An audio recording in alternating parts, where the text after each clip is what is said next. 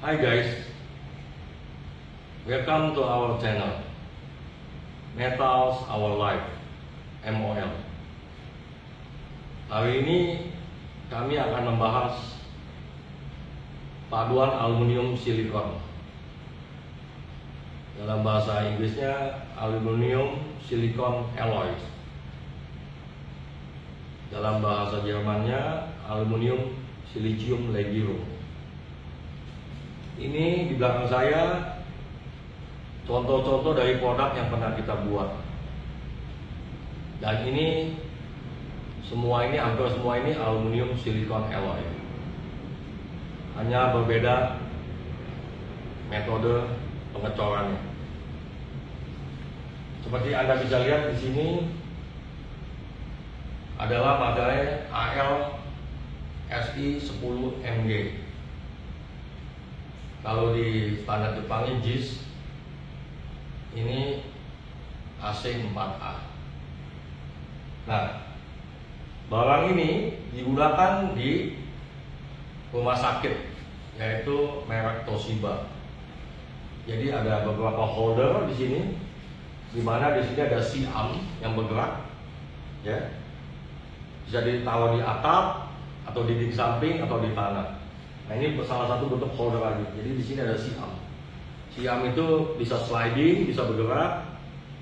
Jadi untuk menguji daerah mana yang akan di X-ray atau di Röntgen, ya. Jadi ini khusus untuk ALSI 10 MG ini khusus untuk benda kerja yang besar. Ya. Kemudian di sini ada lagi intake manifold untuk truk Mercedes yang kecil. Kami juga pernah buat. Ini jenisnya AL SI 9 CU3. Artinya 9% silikon, 3% tembaga, sisanya aluminium. Dan jenis ini untuk general application, jadi bukan untuk barang besar atau apa, bukan. Beda dengan yang tadi di sini AL SI 10 MG. Ini juga AL SI 10 MG. Nah, untuk yang jenis ini untuk stempel. Kalau di jalanan kita stempel padatin tanah. Ini jenisnya AC2B. Jadi silikonnya kurang lebih 5-7%. CU-nya 2-3%. Dan ini bahan ini sama persis. Kalau kalian punya motor di rumah ada shock breakernya. Nah, itu sama persis bahannya ini AC2B. Yaitu untuk produksi shock breaker. Kemudian kita lanjut lagi ke blade ini. Blade ini diproduksi dengan metode die casting, jadi bukan sand casting. Dan ini komposisinya khusus diminta dari customer, yaitu AL SI 9 MG. Nah, di mana SI-nya silikonnya 9%, magnesiumnya 0,2-0,3%. Tapi mereka minta kadar besinya itu di bawah 0,25%. Karena semakin tinggi kadar besinya, semakin getas aluminium alloy ini. Di pelek mobil itu kita bilangnya A356 ya, atau di standar Jepangnya JIS AC4C. Kalau di Jerman itu ALSI 7 MG. Ya. Mari kita lihat lagi produk lain yang menggunakan aluminium silikon alloy. Ini contoh lagi untuk blower ya. Jadi untuk angin blower ini untuk ke Jerman. Dan jenis material ini juga material umum karena ini tidak menuntut jenis logam, jenis alloy yang khusus. Jadi ini jenisnya seperti AC2B ya, gitu. Jadi tidak ada permintaan khusus karena ini general application. Seperti ini juga ini adalah mesin untuk plastik extrusion, jadi untuk bikin lembaran plastik ya. Untuk bikin lembaran plastik ini bagian dalamnya, komponennya terdiri dari aluminium ring ini ya. Kalau kita lihat di sini namanya Außenlippe. Om kan master nih di perlogaman nih Om. Yeah. Kalau sekarang kan lagi rame nih aluminium ya, Yeah. bahas aluminium nih. Yang kita tahu aluminium kan fungsinya banyak nih, digunakan di intercooler lah, di part-part mesin lainnya nih. Yeah. Nah, kalau master brake mobil Om, biasanya bahannya apa Om? Oh, dia kan general application, Ya. aplikasi umum, nggak ada spesifik ya. Nah itu kalau di standar Jepangnya itu AC2B. AC2B. Jadi kurang lebih silikonnya 5-7%, terus ditambahin tembaga 2-3%. Oh, jadi aluminium dicampur silikon dong? Iya, tapi bukan silikon aja, ada tembaganya juga. Oh, biar apa dicampur? Nah, tembaganya itu khusus supaya dia lebih stiff, lebih kaku. Oh, oke. Kalau silikonnya biar apa? Kalau silikon memang supaya dia turun temperatur leburnya, supaya gampang dicor. Oh. Karena aluminium ini susah dicor. Oh, jadi mesti dicampur nih. Iya. Dicampur supaya bisa dibentuk sesuai kebutuhan. Iya, namanya itu castability, mampu cor. Oh. Kalau aluminium ini lupain ya, susah itu mas. Oh, Itu nggak cocok untuk dicor. Oke, kalau yang di shock breaker motor bahannya apa Om? Shock breaker motor sama AC2B juga. AC2B. AC2B. Ada mungkin bahasa lengkapnya? Ya kalau bahasa kadang Amerika 319. Itu kode apa tuh?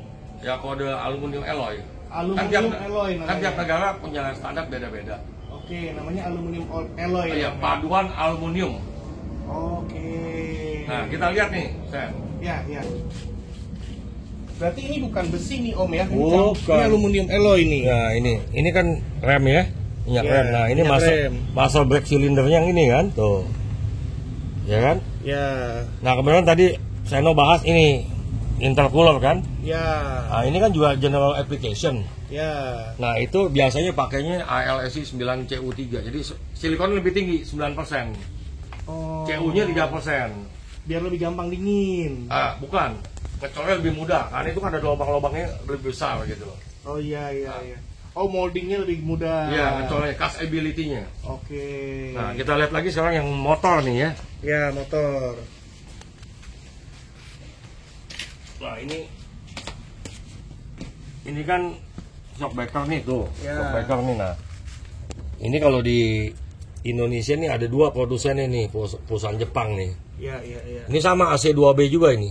Tapi ini karena dicat aja. Yang warnanya kuning-kuning gitu lah ya, kita enggak. nggak sebut merek ya. Ya, iya Pak. Ada 2. Nah, dulu saya kerja di situ, pernah kerja di situ. Oke. Berapa tahun? 30 tahun yang lalu gitu.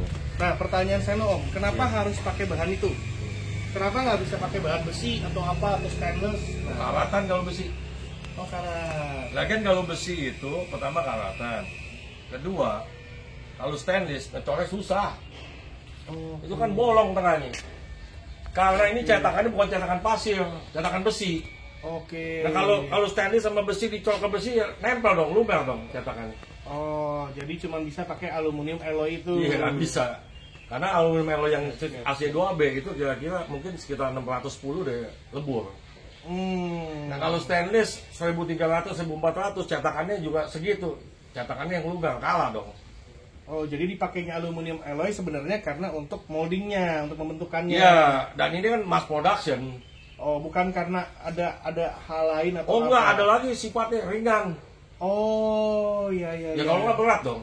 Iya. Ya, tapi misalnya kayak blok engine block mobil ya. Iya. Nah, itu kalau aluminium tuh agak sulit. Pecah ya. Kecuali Honda. Honda aluminium. Honda aluminium. Merek lain nggak ada. Oh. Jadi semuanya pakai besi cor. Oke. Honda itu dia patenin 30 tahun yang lalu, mungkin udah berakhir kali patennya. Oke. Ya, itu aplikasi coran di otomotif. Oh. Roda 4 maupun roda 2. Iya. Ya ada gambaran, Sen. Iya. Ya. Paham. Kawan-kawan, saya tidak mau kawan-kawan menjadi pusing gara-gara standar ya. Ada AC4A, ada ALSI 10 MG itu beda-beda ya. Jadi gambarannya kurang lebih seperti ini ya. Kalau di standar itu ada namanya international standard ya. Itu berarti seluruh dunia pakai. Terus di bawahnya itu ada yang antar benua. Antar benua itu, jadi kalau yang internasional itu kan ISO.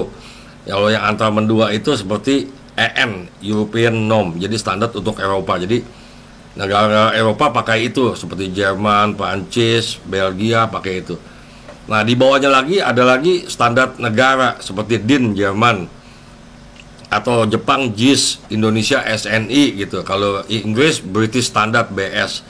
Nah, di bawah itu lagi ada lagi buat seperti perusahaan-perusahaan besar seperti Honda, Honda, Yamaha.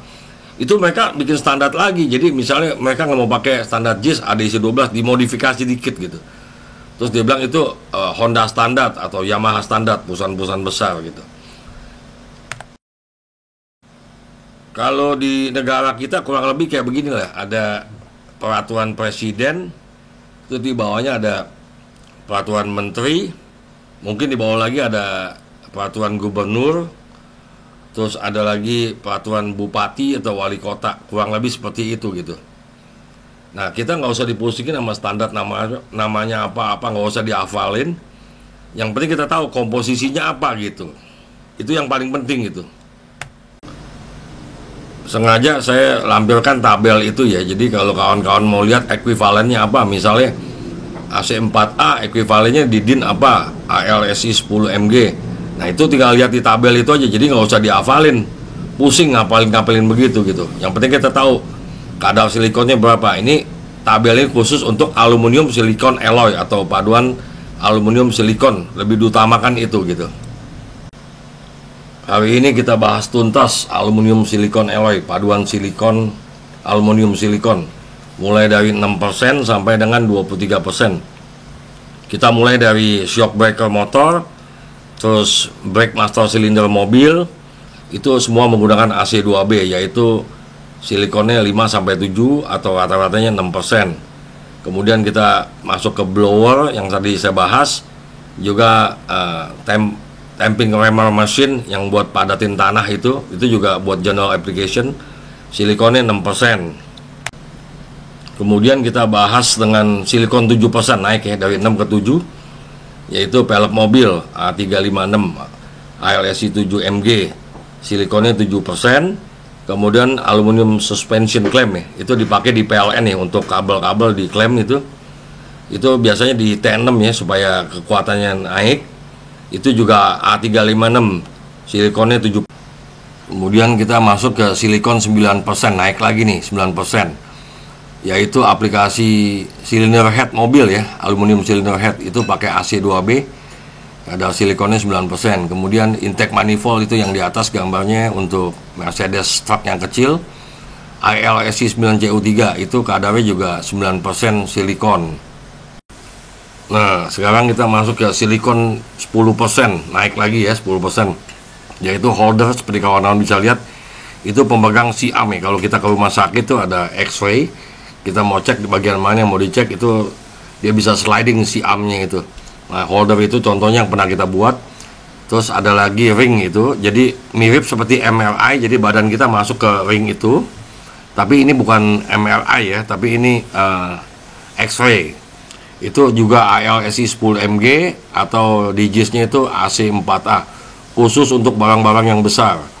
Dan hari ini kita bahas tuntas sampai dengan SI 10%, semuanya masuk disebut sebagai Hypo Eutectic Aluminium Silicon Alloy. Jadi paduan aluminium silikon di bawah eutectic, karena titik eutecticnya itu adalah 12%. Jadi semuanya masuk dari 6 sampai 10 ini masuk Hypo Eutectic Aluminium Silicon Alloy. Nah, akhirnya kita mendarat di silikon 12%. Ini masuk aluminium silikon eutectic alloy, pas 12%. Temperaturnya leburnya paling rendah, yaitu 577 derajat Celcius. Nah, itu contoh yang di aplikasi yang digunakan tuh lampu jalanan ya, dulu sih buatan Philips ya. Kenapa itu tidak ada tembaganya? Karena untuk menghindari terjadinya korosi. Jadi itu copper free eutectic aluminium silicon alloy. Jadi eksak aluminiumnya 88%, silikonnya 12%, tidak ada tembaga untuk menghindari terjadinya korosi. Itu eksak, contoh yang eksak untuk eutectic aluminium silicon alloy. Nah, contoh 2 terakhir ini adalah semuanya hyper eutectic aluminium silicon alloy. Jadi kadar silikonnya di atas 12%, yaitu AC9B dengan kadar silikon 19% dan AC9A dengan kadar silikon 23%. Nah, itu semuanya dipakai untuk piston alloy ya, paduan piston. Jadi kawan-kawan bisa lihat itu dicor dengan paduan piston menggunakan gravity die casting. Setelah membahas hampir tuntas semua jenis aluminium silicon alloy, mulai dari hypoeutectic, eutectic sampai hypereutectic aluminium silicon alloy. Kawan-kawan jangan ragu-ragu apabila nanti ketemu orang untuk diskusi masalah ini. Itu sudah hampir menyangkup semua jenis aluminium silicon alloy atau paduan aluminium silikon. Setelah menonton video ini, apabila kawan-kawan suka, jangan lupa subscribe dan nyalakan lonceng notification. After watching this video, if you like, don't forget to subscribe and activate or turn on your notification bell. Dankeschön. Tschüss.